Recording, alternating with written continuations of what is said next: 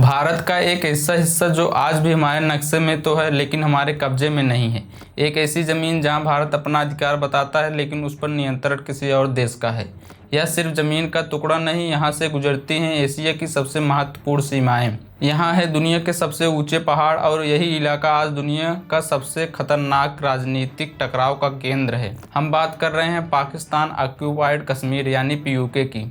पाकिस्तान इसे आज़ाद कश्मीर कहता है लेकिन भारत का कहना है कि यह पूरा इलाका असल में जम्मू एंड कश्मीर का हिस्सा है जो 1947 में पाकिस्तान ने धोखे से ले लिया है। आज की वीडियो में हम इसी के बारे में जानेंगे, कश्मीर का असली इतिहास, 1947 में क्या हुआ, पाकिस्तान ने इस इलाके पर कैसे कब्जा किया, भारत इसे वापस क्यों नहीं ले रहा है और भारत भविष्य में इसे वापस ले सकता है। लेकिन इस कहानी को समझने के लिए हमें 1947 से पहले जाना पड़ेगा। उस समय भारत आज़ाद भी नहीं हुआ था। मौर्य साम्राज्य का शासन लगभग 250 ईसा पूर्व काल में बौद्ध धर्म का प्रसार हुआ। कई स्तूप और मठ बनाए गए। श्रीनगर की शुरुआत शहर का विकास हुआ। इस समय कश्मीर बौद्ध धर्म का सबसे बड़ा केंद्र बना। मौर्य साम्राज्य के बाद कश्मीर पर कई राजवंशों ने शासन किया। कुषाण साम्राज्य, करकोटा वंश, उत्पल वंश। करकोटा वंश के राजा ललितादित्य मुक्तापीड़ा को कश्मीर का सबसे शक्तिशाली राजा माना जाता है। उनके शासन में कश्मीर बहुत समृद्ध हुआ, व्यापार बढ़ा, मंदिर और कला का विकास हुआ। इसके बाद इस्लाम आगमन, कश्मीर में इस्लाम का प्रभाव बढ़ना शुरू हुआ। सबसे पहले मुस्लिम शासक बने शाह मीर। उन्होंने कश्मीर में शाह मीर वंश की स्थापना की। इसके बाद धीरे धीरे कश्मीर की आबादी का बड़ा हिस्सा इस्लाम धर्म अपनाने लगा। फिर उसके बाद मुगल शासक 14वीं सदी में कश्मीर पर मुगलों का कब्जा हो गया। 1586 में मुगल सम्राट अकबर ने कश्मीर को अपने साम्राज्य में शामिल कर लिया। मुगल काल में कश्मीर को धरती का स्वर्ग कहा जाने लगा। मुगल गार्डन बनाए गए,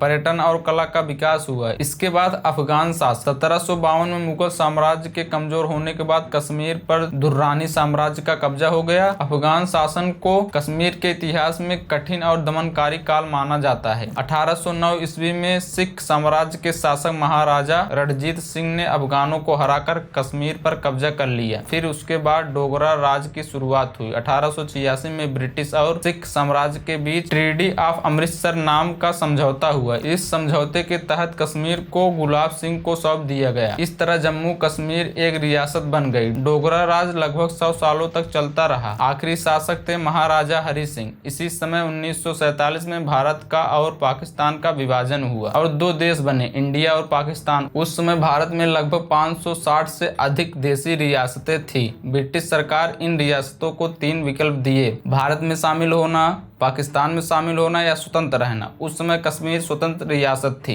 इस रियासत के शासक थे महाराजा हरि सिंह। कश्मीर की स्थिति थोड़ी जटिल थी क्योंकि शासक हिंदू थे लेकिन अधिकांश संख्या आबादी मुस्लिम की थी। महाराजा हरि सिंह शुरुआत में किसी भी देश में शामिल नहीं होना चाहते थे। पाकिस्तान चाहता था कि कश्मीर उसके साथ जुड़ जाए क्योंकि कश्मीर की आबादी में मुस्लिम ज्यादा संख्या में रहते थे। कश्मीर की सीमा पाकिस्तान से मिलती थी। जब महाराजा हरि सिंह ने पाकिस्तान में शामिल होने से इनकार किया तो पाकिस्तान ने एक अलग रणनीति अपनाई, कबायली हमला। अक्टूबर 1947 में पाकिस्तान की तरफ से हजारों कबायली लड़ाके कश्मीर में घुस आए। इन कबायली लड़ाकों को पाकिस्तान की सरकार का समर्थन था। कबायली लड़ाके जब कश्मीर में घुसे तो कई जगह लूटपाट हुई, हिंसा हुई, कई गांव तबाह हो गए। सबसे पहले उन्होंने कब्जा किया मुजफ्फराबाद, बारामूला। इसके बाद स्थिति इतनी गंभीर हो गई कि कश्मीर की राजधानी श्रीनगर भी खतरे में आ गई। अब महाराजा हरि सिंह के पास केवल एक ही विकल्प बचा था, भारत से मदद।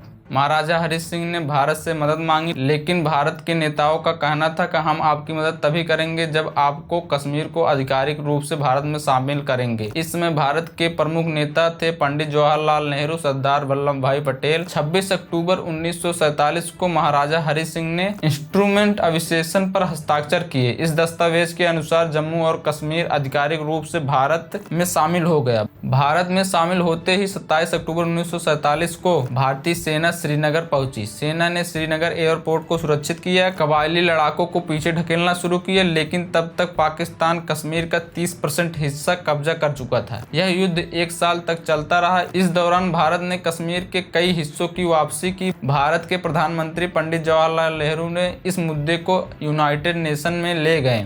1949 में दोनों देशों के बीच युद्ध विराम हुआ, एक अस्थायी सीमा बनाई गई जिसे कहा गया सीज फायर लाइन। बाद में शिमला समझौता के बाद एलओसी कहा जाने लगा। आज भी यही सीमा भारत और पाकिस्तान के बीच कश्मीर नियंत्रण रेखा है। 1947 की घटना ने कश्मीर को हमेशा के लिए बदल दिया। कश्मीर का उस समय 70% हिस्सा भारत के पास था और 30% पाकिस्तान के पास चला गया, और यही आज क्षेत्र पाकिस्तान ऑक्युपाइड कश्मीर के नाम से जाना जाता है। भारत पीओके को अपना हिस्सा मानता है। भारत की संसद ने 1994 में एक प्रस्ताव पास करके कहा कि पूरा जम्मू और कश्मीर भारत का अभिन्न हिस्सा है। पीओके को लेने के लिए भारत के पास अभी भी कई विकल्प हैं। सबसे पहले शांतिपूर्ण तरीका और कूटनीति। भारत अंतर्राष्ट्रीय मंचों पर यह मुद्दा उठाता है और पाकिस्तान पर दबाव बनाने की कोशिश करता है। इसमें शामिल है अंतर्राष्ट्रीय संगठनों का मुद्दा उठाना, दुनिया के बड़े देश का समर्थन लेना, पाकिस्तान पर राजनीतिक दबाव बनाना। हालांकि यह तरीका बहुत धीमा है। सेना विकल्प। भारत चाहे तो सेना के जरिए पीओके को वापस ले सकता है, लेकिन अभी भी भारत के पास सिर्फ 60% ही हिस्सा है। 10% चीन ने कब्जा कर लिया, जिसे अक्साई चीन के नाम से जाना जाता है।